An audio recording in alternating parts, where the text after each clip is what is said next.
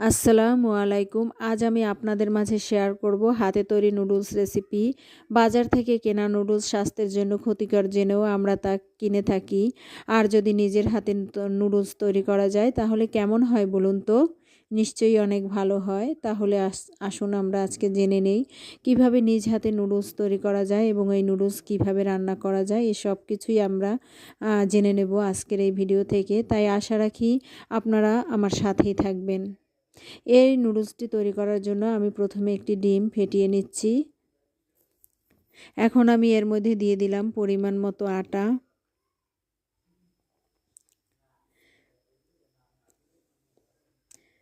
আমি এর মধ্যে কিছু পানিও দিয়েছিলাম, এবার আরও দিলাম লবণ। এখন আমি সব উপকরণগুলোকে ফেটিয়ে এই ব্যাটারটি একটি 7 আপের বোতলে ভরে নিয়েছিলাম। আপনারা যে কোনো বোতলে ভরে নিতে পারেন। এখন এই বোতলের মুখটি একটু ফুটো করে নিয়ে পরে ফ্রাই প্যানে একটু তেল মালিশ করে এই বোতলটি ঘুরিয়ে ঘুরিয়ে আমি এই নুডলস তৈরি করে নিচ্ছি। দেখুন, এটা তৈরি করা কিন্তু খুব একটা কঠিন কাজ নয়, একটু চেষ্টা করলেই এটি পারা যায়। তবে আপনাদের জন্য আমার টিপস হচ্ছে আপনারা এই বোতলটি একটু ফ্রাই প্যানের কাছাকাছি নিয়ে ঘোরাবেন এবং একটু দ্রুত গতিতে ঘোরানোর চেষ্টা করবেন, তাহলে এই নুডলস তৈরি করা যায়। আর বাহির থেকে কেনা নুডলস তো সিদ্ধ করা লাগে, আর এই নুডলসটা কিন্তু সিদ্ধ করার প্রয়োজন হয় না। এভাবে তৈরি করার পরেই রান্না করে খাওয়া যায়। দেখুন, আমি আরেকটি নুডলস তৈরি করে নিচ্ছি। আমি একটি নুডলস একবার তৈরি করা হয়ে গেলে পরে ফ্রাই প্যানে আবার একটু তেল মালিশ করে আবার পেঁচিয়ে পেঁচিয়ে এই নুডলসগুলো তৈরি করছি। যখন হয়ে গেল তখন আমি এই নুডলস উঠিয়ে নিচ্ছি। এভাবেই অনেকগুলো নুডলস তৈরি করে ফেলা সম্ভব। দেখুন আমার নুডলসগুলো কেমন হলো।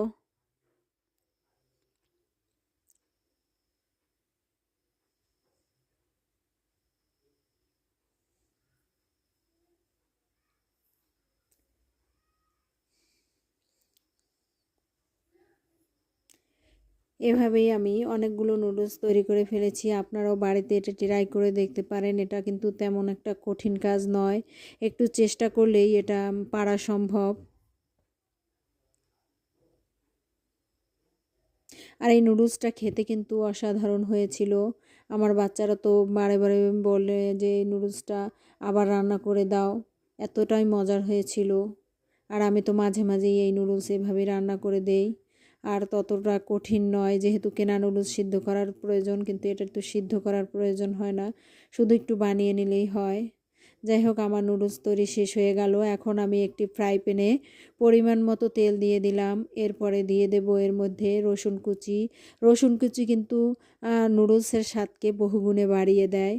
যখন রসুন কুচি থেকে একটু সুন্দর একটি স্মেল বের হলো, তখন আমি এর মধ্যে দিয়ে দিলাম পরিমাণ মতো পেঁয়াজ কুচি। এই পেঁয়াজগুলো যখন হালকা নরম হয়ে গেল তখন আমি এর মধ্যে দিয়ে দেব মরিচ মরিচ কুচি। এই মরিচ আমি কিন্তু নুডলসের মধ্যে একটু বেশি পরিমাণ দেওয়ারই চেষ্টা করি, কারণ একটু ঝাল ঝাল হলে খেতে মজা হয়। এখন আমি দিয়ে দিলাম গাজর কুচি। আমি কিন্তু সবজি হিসেবে শুধু গাজরই দিয়েছি আর টমেটো দিয়েছি। আমি বেশি পরিমাণ বা বিভিন্ন ধরনের সবজি দিইনি। আমার কাছে এরকম হালকা পাতলা সবজি ভালো লাগে। আপনাদের ভালো লাগলে আরও বিভিন্ন ধরনের সবজি দিয়ে নুডলস রান্না করে খেতে পারেন। এখন আমি নেড়ে চেড়ে সব উপকরণগুলোকে মিশিয়ে দিচ্ছি। যখন এগুলো হালকা হালকা সিদ্ধ হয়ে এসে আসলো, এ পর্যায়ে আমি দিয়ে দিলাম টমেটো কুচি। এখন আমি সব উপকরণগুলোকে সুন্দর করে নেড়ে চেড়ে মিশিয়ে দিচ্ছি। এখন আমি মাঝখানে ফাঁকা করে আমি একটি ডিম ভেঙে দিয়ে দিলাম। ডিমটি যখন হালকা সিদ্ধ হয়ে এলো তখন আমি একটি খুন্তি দিয়ে নেড়ে চেড়ে এগুলোকে সুন্দর করে টুকরো টুকরো করে নেওয়ার চেষ্টা করছি। এখন সব উপকরণগুলোকে সুন্দর করে মিশিয়ে দিচ্ছি।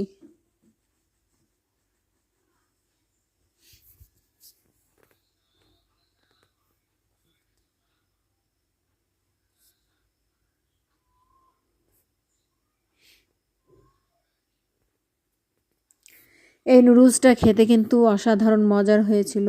আমার বাচ্চারা তো এই নুডলস খাওয়ার পরে শুধু বলে যে বারে বারে বলে যে এইভাবে নুডলস রান্না করে দিবে।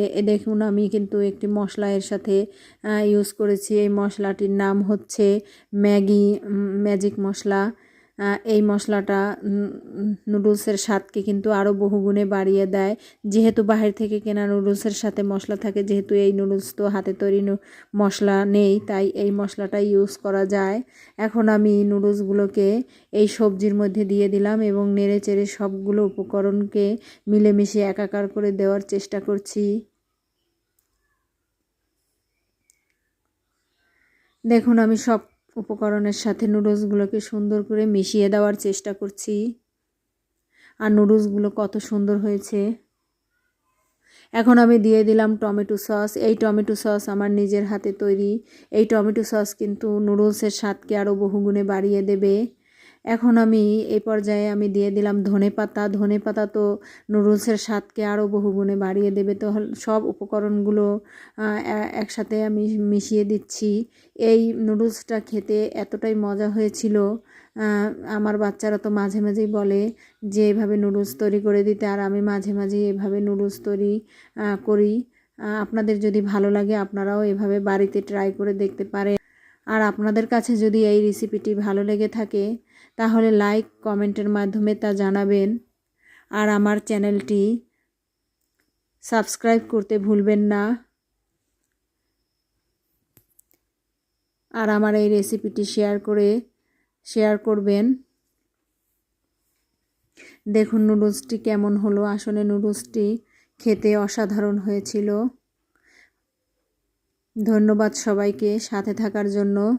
আসসালামু আলাইকুম।